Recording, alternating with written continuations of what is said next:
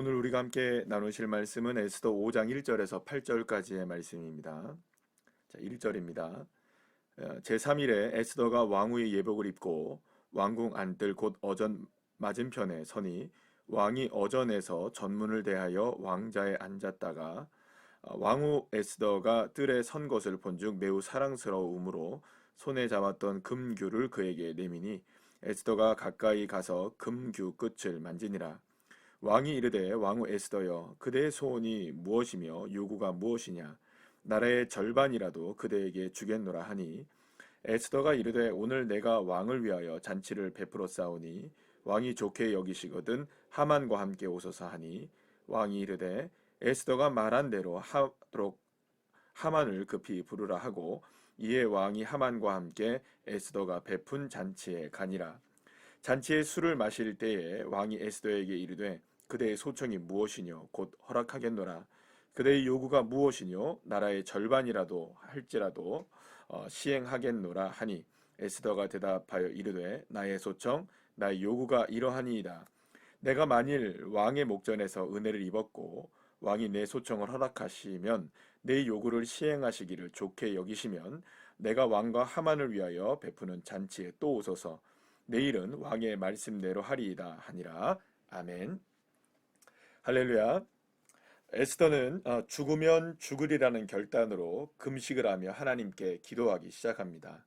에스더만 기도한 것이 아니었습니다. 이스라엘 모든 백성들이 에스더가 금식하는 것을 위하여 금식하며 기도했고 또 그 기도는 전체적으로 본다면 이스라엘 백성들이 어떻게 이 하만의 계략 속에서 모두가 다 멸절당할 수밖에 없는 멸망을 당할 수밖에 없는 상황 속에서 이스라엘 민족이 구원을 얻게 될 것인가에 대한 부분을 하나님 앞에 에스더도 그렇고 모르드게도 그렇고 모든 이스라엘 백성들이 그렇게 3일 동안 집중적으로 하나님 앞에 기도했던 것입니다. 자, 그렇다면 우리가 한번 생각을 해보죠. 에스더가 물론 다른 사람도 다 그렇겠지만 에스더가 기도했을 때 에스더가 바랬던 응답은 어떤 것이었을까요? 그러니까 지금 무엇을 놓고 기도합니까? 이스라엘 백성들의 구원을 놓고 기도하고 있었습니다. 자, 그렇다면 기도의 응답은 어떻게 나타나야 할까요? 가장 먼저 생각할 수 있는 방법들 몇 가지를 우리가 생각해 보게 되면 어쨌든 하만과 관련된 변화가 일어나야 될 것입니다.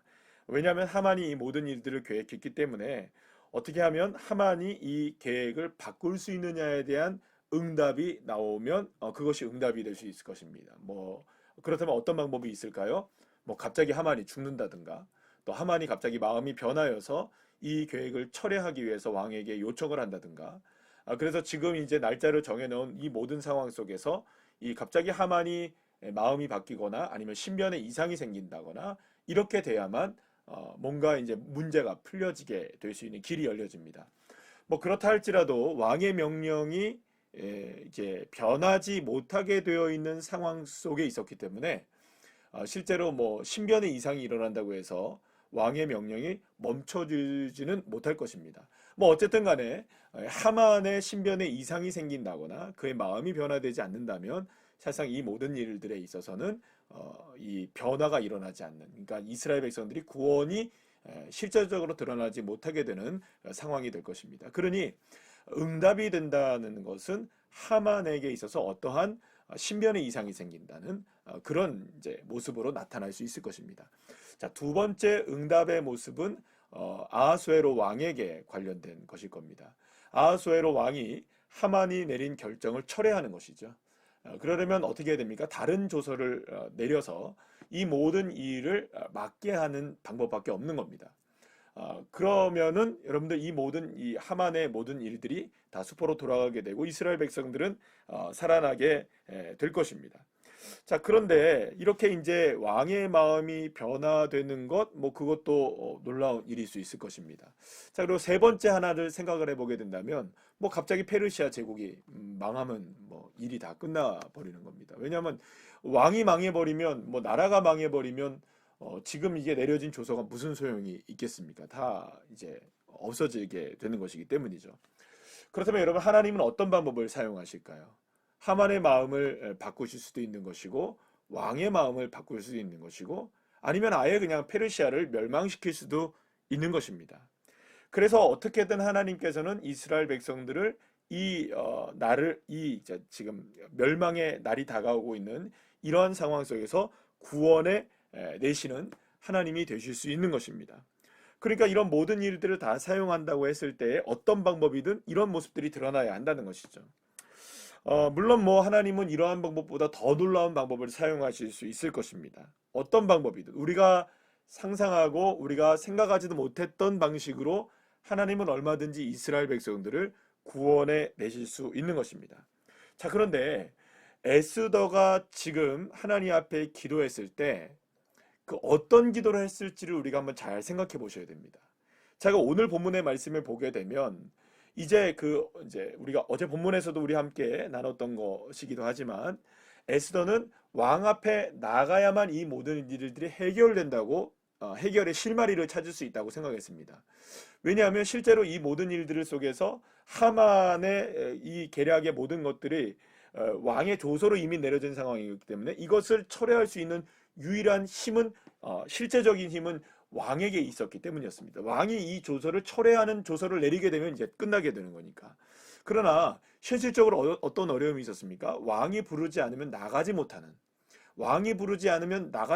그런 법이 있었기 때문에 이게 이제 이전에 와스티 때문에 만들어진 법이 아니었습니까? 그러니까 왕이 부르면 나갈 수 있지만 왕이 부르지 않으면 나가지 못하는 것입니다. 그러니까 이런 상황 속에 있었기 때문에 어떻게든 왕의 마음을 사로잡으려면 왕에게 나가야 하고 왕이 부르기를 바라야 한다는 거죠. 그러니까 이 왕이 나를 부르지 않는다면 왕 앞에 나갈 수가 없는 상황이었기 때문에 이 왕비였던 에스더가 3일 동안 금식하며 기도했던 것은 물론 이스라엘 백성들의 구원을 위해서 기도했지만 하나님 앞에 무엇을 달라고 기도했을까요? 그렇죠. 왕이 나를 부를 수 있고 내가 왕을 만날 수 있는 기회를 달라고 기도했을 것입니다. 기회. 그러니까 하나님께서 역사하실 수 있는 길이 열려질 기회를 달라고 기도했던 것이겠죠. 그래서 오늘 이 본문에 보게 되면 에스더가 예복을 쫙 입습니다. 그리고 너무나 아름답게 꾸미고 있는 겁니다.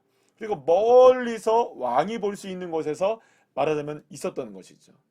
그 왕이 봐야 합니다. 근데 멀리 있어야 됩니다. 그러면 여러분 어떻게 될까요?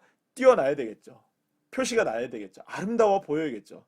근데 오늘 본문에서 보니까 정말로 이 왕이 이 어전에서 뭔가를 하고 있다가 일을 보고 있다가 저 멀리서 눈부신 한 여인을 본 거예요. 알고 보니까 이 여인이 누굽니까? 예, 왕후 에스더였던 것입니다. 사실은 우리가 한 가지 이제 생각해 봐야 하는 것이 무엇이냐면요. 이미 이제 왕후가 이제 새롭게 에스더로 이제 결정되었음에도 불구하고 실제적으로는요 계속해서 이 왕비를 계속해서 이렇게 찾고 있는 장면들이 나오게 되는 것을 보게 됩니다. 그러니까 여러분들 보시게 되면 이런 상황들이 있습니다. 에스더 2장 19절 말씀에 보면 이런 얘기가 나옵니다. 이때는 그러니까 이미 왕후가 정해진 다음입니다. 그럼에도 불구하고 에스더 2장 19절에 뭐라고 얘기하냐면 처녀들을 다시 모을 때에 이렇게 얘기합니다. 그리고 이제 모르드게의 사건이 일어나게 된 것입니다. 그러니까 여러분들 한번 보세요. 왕후가 지금 있습니다. 지금 분명히 엄연하게 에스더가 존재한단 말이죠. 왕으로서 존재한단 말이죠. 자, 그런데도 여전히 지금 이 아하수에로 왕은 뭘 하고 있습니까? 제국에서 모든 처녀들을 다 모으고 있는 겁니다. 그러니까 말하자면 이거 무슨 의미를 갖고 있는지 아시겠습니까? 그러니까 에스더가 지금 까딱 잘못하면 만약에 여기서 마음에 조금이라도 들지 않게 되면 바로 어떻게 되는 겁니까? 폐위되는 겁니다. 또 혹은 더 아름다운 여인이 생기면 어떻게 됩니까? 왕의 마음대로인 겁니다. 폐위시키는 겁니다. 그러니까 실제로 지금 에스더가 왕후이긴 하지만 너무나 위태로운 왕후였던 겁니다. 어떤 누가 지금 와가지고 왕비가 되어질지 모르는 그런 상황 가운데 왕후였던 이 에스더도 너무나 살얼음판을 걷고 있었던 상황이었으니 자기 마음대로 뭔가를 할 수 있는 입장이 아니었던 것입니다. 자, 그런데 하나님 앞에 에스더가 무엇을 기도했느냐? 기회를 놓고 기도했던 겁니다. 그리고 그 기회를 얻게 된 겁니다. 여러분, 그렇다면 우리가 한번 생각해 보죠. 물론 이스라엘 백성들의 구원의 역사가 일어나려면 이런저런 일들이 필요하고 정말 이렇게 역사들이 일어나야 됩니다. 그런데 에스더는 그걸 위해서 기도했겠지만 실제적으로 무엇을 기도했을까요? 하나님, 그런 일들이 생길 수 있도록, 그런 일들이 일어날 수 있는 기회를 내게 주십시오. 그러니까 나에게 그 기회의 문을 열어달라고 이 에스더가 기도를 했던 것이고, 그걸 위해 준비하는 겁니다. 아름답게 꾸미고 왕이 나를 볼 수 있도록, 그리고 왕에게 나갔을 때 내가 이런 일들을 내가 이야기하겠다. 이미 다 오늘 보게 되면 딱 얘기하니까 여러분들 어떻게 합니까? 잔치에 오십시오. 말을 해라. 나라의 절반이나 주겠다. 내일 말씀드리겠습니다. 여러분들 이게 얼마나 지혜롭습니까? 그러니까 하나님 앞에 이렇게 구했던 것이죠. 에스더는 하나님께 간절하게 금식하며 3일 동안 기도합니다. 하나님, 내가 왕을 만날 수 있는 기회를 주시고, 만약 왕을 만났을 때 내게 지혜를 허락해 주십시오. 그리고 이 일을 통해 하나님께서 이스라엘 백성들을 구원하실 수 있는 길을 열어주십시오. 이 기회를 붙잡게 해주십시오. 하나님께서 구원하실 수 있는 기회를 내게 해주십시오. 기회를 달라고 기도했던 것입니다. 그리고 바로 그 기도의 응답을 에스더가 받게 된 것이죠. 그리고 그렇게 왕이 왕비를 부르게 된 것입니다. 사랑하는 여러분, 저와 여러분에게 있어서 기도의 응답은 무엇일까요? 우리는 무엇을 구하고 있나요? 우리가 무엇을 바라보고 있습니까? 우리가 원하는 그 기도의 응답은 어떻게 이루어져야 하나요? 사랑하는 여러분, 많은 이들이 기도를 하면서도 하나님의 응답이 없다, 하나님의 응답이 내게는 나타나지 않는다라고 이렇게 생각하는 경우가 얼마나 많은지 모릅니다. 그러나 하나님이 우리에게 기도에 응답하시는 것은 때로는 우리에게 기도를 응답을 받을 수 있는 기회를 주신다는 것을 알아야 됩니다. 예를 들어 우리가 누군가를 사랑하기를 원한다면 하나님이 우리에게 사랑하는 마음을 주시는 게 아니라 사랑할 수 있는 기회를 주시고요. 용서하기를 원하는 기도를 한다면은 용서하는 마음을 하나님 주시겠지만 용서할 수 있는 기회를 주시는 것입니다.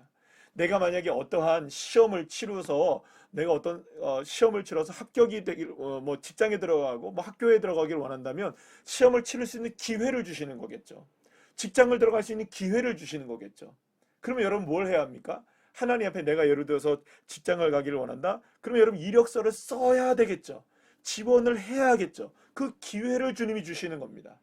하나님 앞에 사랑하는 여러분, 우리가 기도의 제목들 가운데 정말 우리가 해야 할 기도의 제목들은 하나님 앞에 내가 간절히 이 모습을 이 문제를 놓고 기도할 때 하나님, 나를 통해서 이 기도의 제목이 이루어질 수 있도록 내게도 기회를 주시고 그 기회를 놓치지 않고 그 기회가 주어졌을 때 하나님의 지혜로 이 일들을 내가 이루어갈 수 있고 처리해 나갈 수 있고 하나님 함께 하심을 믿고 내가 이 기회를 놓치지 않는 사람이 될 수 있도록 도와달라고 우리가 기도하는 그런 기도가 필요한 것입니다.